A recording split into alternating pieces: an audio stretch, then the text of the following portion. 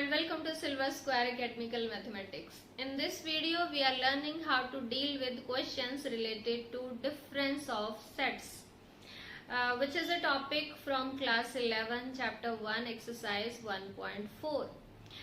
इस टॉपिक का जो कॉन्सेप्ट है उसको हम ऑलरेडी सीख चुके हैं, वीडियो ऑलरेडी जो है बनाई हुई है, but if you are not aware then please check the playlist. Briefly recall करते हैं डिफरेंस ऑफ सेट्स क्या है. एक्चुअली अगर हमारे पास ए और बी दो सेट्स हैं और अगर हमें उनका डिफरेंस फाइंड आउट करना है तो उनके एलिमेंट्स को माइनस नहीं करना है. ए माइनस बी का मतलब है ए के वो एलिमेंट्स जो बी में नहीं है, ए के एलिमेंट्स जो बी के साथ कॉमन नहीं है, यानी कि एक्सक्लूसिवली इन ए है, सिर्फ ए में है, बी के साथ कोई लेना देना नहीं है, तो वो जो है सेट बनेगा, that will be the difference of A minus B. So ये कॉन्सेप्ट था और अब इससे रिलेटेड हमारे पास एक्सरसाइज में क्वेश्चंस हैं. Question number 9, 10, 11. So let us see. Question number 9 है, if A is this set, B is given, C is given, D is given and we are asked these 12 parts. तो 12 parts बहुत ज्यादा हैं, लेकिन अगर आपको कॉन्सेप्ट आता है तो ये चुटकियों का काम है. So let us see A minus B. A minus B का मतलब the elements which belongs to exclusively with A, to A rather. Okay. So A के वो एलिमेंट्स जो B में नहीं है. अगर हम सिंपल भाषा का यूज करें तो ऐसे एलिमेंट्स जो सिर्फ और सिर्फ A में हैं, B में नहीं है. So let us see, like here it will contain 3 क्योंकि 3 यहाँ नहीं है. Then 6 भी यहाँ नहीं है. 9 नहीं है. 12 नहीं आएगा क्योंकि 12 दोनों जगह पे है. ठीक है. Then 15, then 18 and then 21. ठीक है. So this set will be A minus B. A के वो एलिमेंट्स जो B में नहीं है. Now let us see A minus C. A minus C का मतलब the elements which belongs to exclusively to A. A के साथ जो belong करते हैं, A में belong करते हैं, वो वाले एलिमेंट्स बताइए. So A 3, then 6 नहीं आएगा क्योंकि यहाँ पर है. Then 9, 12 भी नहीं आएगा क्योंकि यहाँ पर है. Then 15 होगा. 18 भी यहाँ C में नहीं है, so it will also be there, and then 21. So this will be A minus C. And next part is A minus D. अब आप फटाफट कर सकते हैं इनको. कॉन्सेप्ट अगर आपको समझ आ चुका है तो A minus D, A के वो एलिमेंट्स जो D में नहीं है. So it will be having 3, then 6, 9, 12, 15 नहीं होगा because 15 is here as well. Then 18 and 21. So this is A minus D. Then we need to get B minus A. B minus A और A minus B ये दोनों अलग अलग हैं. A minus B में हमने A के elements पे फोकस किया था, A के वो एलिमेंट्स जो B में नहीं हैं, जबकि B minus A में हम फोकस करेंगे B के एलिमेंट्स पर जो एलिमेंट्स सिर्फ B में हैं, A में नहीं है. तो यहाँ देखिए 4 वहां नहीं है, so it will contain 4. Then 8 वहां नहीं है, it will contain 8 as well. 12 नहीं आएगा. 16 वहां नहीं है तो 16 भी आएगा. 20 वहां नहीं है तो 20 भी यहाँ पर होगा B minus A में. I hope you are getting. Now let us see C minus A. C minus A में किस पे फोकस करेंगे? C के एलिमेंट्स पर. C के वो एलिमेंट्स जो A में नहीं है. तो C के एलिमेंट्स देखिए 2, जो भी वहां नहीं है सिर्फ C में है वही लिख देना. Then 4 नहीं है वहां पर. 6 कॉमन है. 8, then 10, 12 वहां है नहीं आएगा. Then 14 and then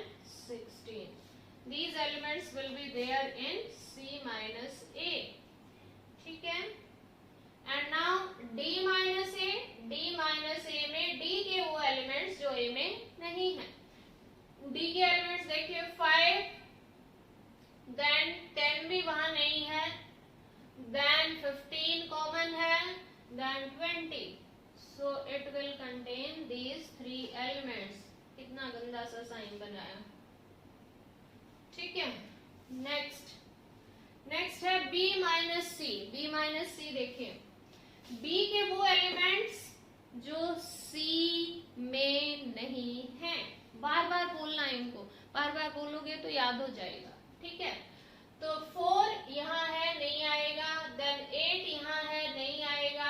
12 यहाँ है, यहाँ पर भी है, नहीं आएगा. 16 भी नहीं होगा. It will contain only 20.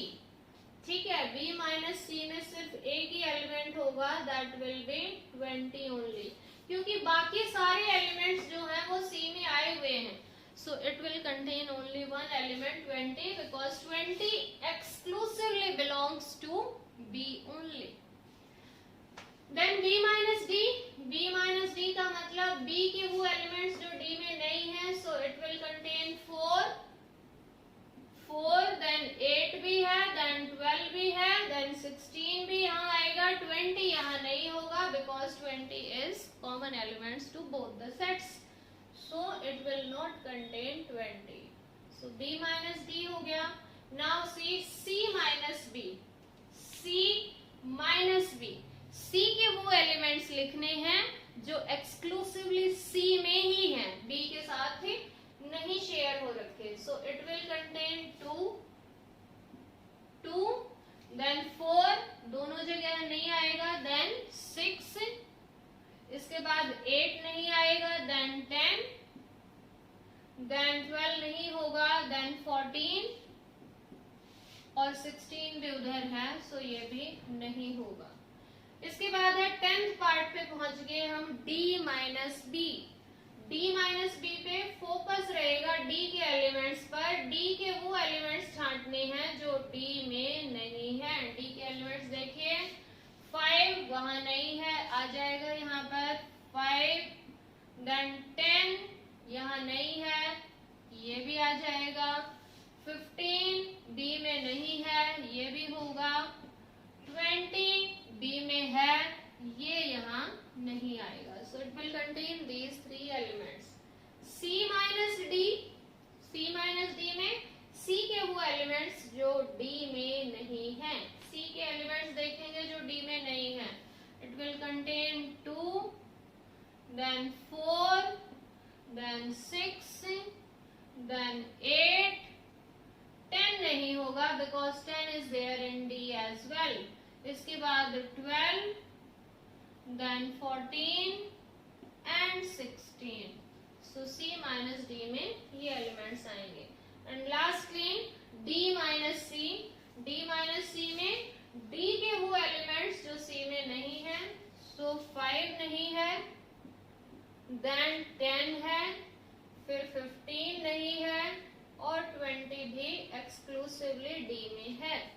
So this was question number 9. I hope you got it. You may note it down, and we are doing the next question too. See question number 10 now. Question number 10, it is given if x is equal to this set and y is equal to this set, then find first part, it is x minus y. So you remember x minus y means the elements of x which are not in y. ठीक है, तो x के वो element जो y में नहीं है, like a, then b यहाँ पर भी है, नहीं आएगा, c and then d दोनों जगह पे है तो यहाँ नहीं आएगा. So it will contain only these 2 elements which are a and c. a और c वो एलिमेंट्स हैं जो एक्सक्लूसिवली इन x हैं, ठीक है, जो y में नहीं है. Then y minus x का मतलब है elements which belongs to y only, जो सिर्फ और सिर्फ y में है, x में नहीं है. So y में कौन कौन से एलिमेंट्स हैं जो x में नहीं है? It is there f है, then b exclusively नहीं है, d exclusively नहीं है और फिर हमारे पास है g. ठीक है, so this is y minus x and now x intersection y. x intersection intersection y का मतलब क्या है? इंटरसेक्शन हम ऑलरेडी कर चुके हैं। कॉमन एलिमेंट्स जो दोनों जगह पे हैं, जो दोनों सेट्स में है, वो जो है इंटरसेक्शन में आएंगे। ठीक है, सो x इंटरसेक्शन y में कॉमन एलिमेंट्स आएंगे लाइक b जो कि दोनों सेट्स में है, और d ये भी दोनों सेट्स में है, so it will also be there in x intersection y। So I hope this question is clear. Now question number 11 is if r is the set of real numbers and q is the set of rational numbers, then what is r minus q? ठीक है, r minus q क्या होगा? अगर आपको number system के बारे में अच्छे से नॉलेज है then this question is very easy. Otherwise आप थोड़ा सा इसको अभी समझने की कोशिश कर सकते हैं। r minus q का मतलब क्या है? पहले समझिए कि r क्या है। r जो है वो हमारे पास रेशनल नंबर्स और इरेशनल नंबर्स का यूनियन है, यानी कि इन दोनों को मिला दिया जाए रेशनल और इरेशनल, तो हमारे पास रियल नंबर का सेट बन जाता है। ठीक है, तो अब जो है हमें चाहिए r माइनस क्यू, यानी कि r के वो एलिमेंट्स जो क्यू में नहीं है, यानी एक्सक्लूसिवली r के एलिमेंट्स क्यू के साथ मैच नहीं करने चाहिए। तो ऑब्वियसली जो t सेट है, यानी कि सेट ऑफ इरेशनल नंबर्स हैं, वो सारे के सारे क्यू में नहीं होंगे, बिकॉज क्यू और t ये दोनों डिसजॉइंट सेट्स हैं, बिल्कुल अलग अलग सेट्स हैं। सो इसलिए हमारे पास r minus q will be equal to t। फिर से सुनिए, फिर से ध्यान से समझिए, हमें बताने हैं रियल नंबर्स, वो रियल नंबर्स जो कि रेशनल नहीं है।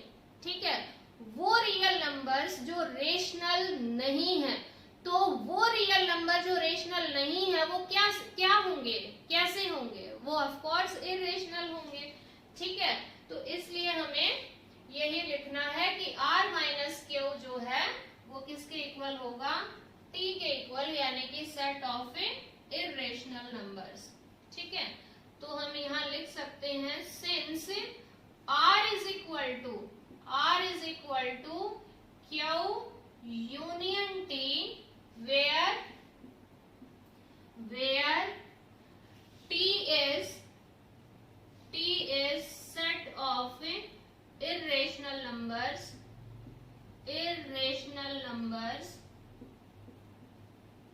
then हमारे पास r minus q will be equal to t का मतलब क्या है? Set of irrational numbers. इसको हम डिफाइन भी कर सकते हैं। वैसे एनसीईआरटी में टी सिंबल बनाया हुआ है, बट कई जगह पे इसके लिए क्यू बार या क्यू स्टार इस तरह से भी सिंबल बने होते हैं, सेट ऑफ इरेशनल नंबर्स। सो समझ में ना आए तो हम इस तरह से भी लिख सकते हैं, अदरवाइज वी में right only T. So I hope this is clear. ठीक है, इसी क्वेश्चन को मैं थोड़ा सा और इलेबोरेट करती हूँ। जैसे रियल नंबर का सेट है, उसमें हम एक दो नंबर लेते हैं जस्ट, जैसे 1/2 है, 3/7 है, 5 है, √2 है, पाई है, इस तरह के कुछ नंबर्स होते हैं, जिनमें से ये कैसे हैं? रेशनल्स हैं, और ये कैसे हैं? इरेशनल हैं। तो r माइनस क्यू करेंगे, यानी कि रियल नंबर का सेट जिसमें क्या नहीं है? रेशनल नहीं है। रेशनल हटा दीजिए, रेशनल नहीं लेने हैं, सो it will contain T only, यानी कि इरेशनल ही तो बचेंगे, isn't that? So you may check it in this way as well, जैसे आपको समझ आता है। Now let us see question number 10. Actually 12.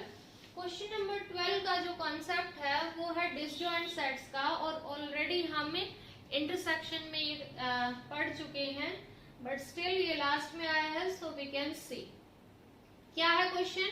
State whether each of the following statement is true और फॉल्स। छोटे बच्चे जो होते हैं ट्रू फॉल्स वाले क्वेश्चन में बड़े खुश हो जाते हैं। सिंपली दे क्रैम कि फर्स्ट का आंसर टी है, सेकंड का एफ है, लाइक दैट। बट यहाँ पर एक छोटी सी प्रॉब्लम दे देते हैं जस्टिफाई योर आंसर्स, और सिर्फ बुकिश वाले क्वेश्चंस ही नहीं आते, आपको जो है इसके लिए अंडरस्टैंडिंग होनी चाहिए। जस्टिफाई योर आंसर का मतलब है कि जो भी आप आंसर दोगे, either it may be true और फॉल्स, आपको जो है उसके लिए जस्टिफिकेशन देना है, यानी कि उसका रीजन बताना है कि व्हाई इट इज सो, क्या रीजन है। So actually I am rubbing this, you may note it down, pause for a while and you may note it down so that we can give justification of question number 12 here. हम question number 12 का यहाँ पर reason लिख सकें कि why it is true और false, जो भी जैसा भी आंसर है। सो क्वेश्चन नंबर 12 का जो फर्स्ट पार्ट है, that is we are given these two sets 2 3 4 5 and it is 3 6, दो सेट्स हैं। आपसे पूछा है कि ये कहा हुआ है कि these are disjoint sets, तो आपको बताना है कि क्या ये स्टेटमेंट ट्रू है या फॉल्स है। सो देखिए, डिसजॉइंट सेट्स कौन से होते हैं, जिनमें कोई भी कॉमन एलिमेंट ना हो, यानी जिनका जो इंटरसेक्शन है वो इक्वल टू 5 हो, इट इज नल सेट, सो उनको बोला जाता है disjoint sets.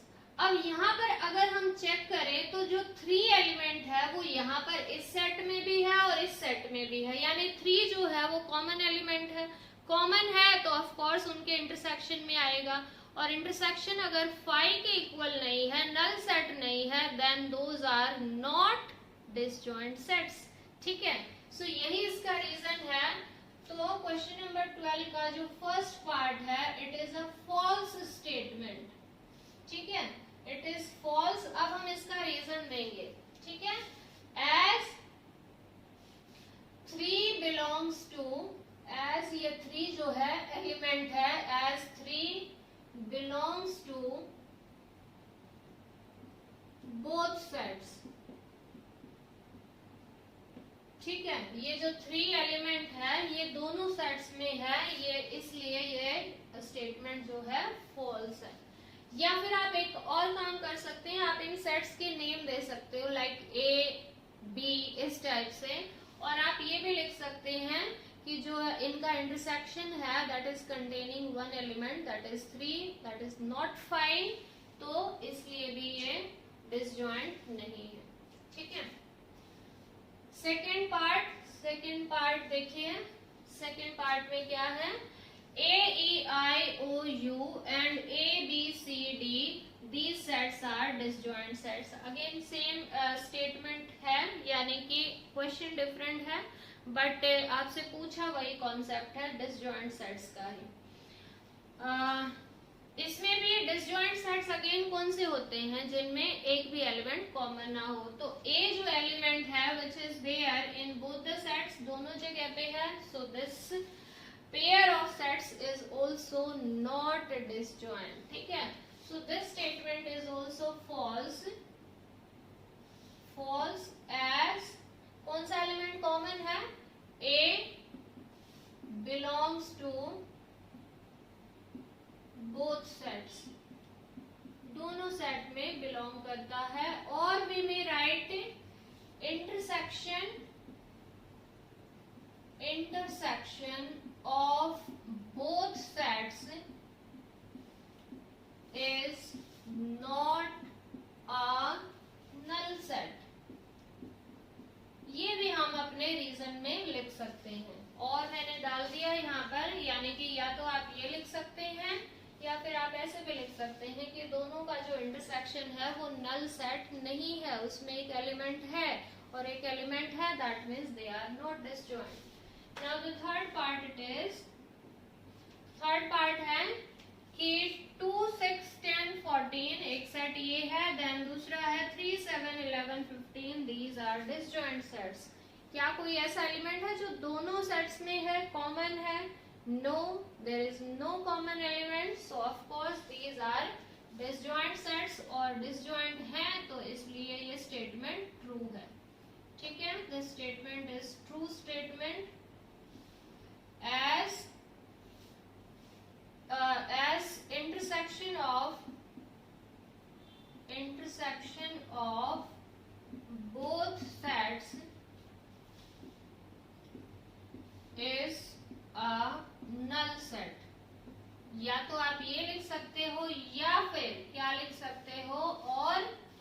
there is no element which is common to both sets. There is no element which is common to both sets.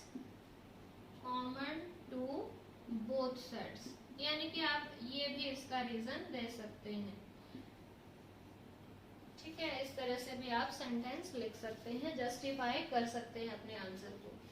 Then fourth part, it is 2, 6, 10. एक set ये है, दूसरा है 3, 7, 11. Are disjoint sets. Of course these are also disjoint, क्योंकि इनमें भी कोई element common नहीं है. So this statement is also true statement. और इसमें आप यही वाला रिपीट कर सकते हैं जो भी आंसर यहाँ पे लिखा हुआ है. So I hope you got this exercise. लेकिन अगर आपने पहले वाले क्वेश्चन नहीं किए हैं या पहले वाली एक्सरसाइज नहीं की है, then please check the playlist. All the questions are done there, concept is also clear there, and examples too. You may check that, and meanwhile you need to keep learning, keep watching the videos. Have a nice time. Bye bye.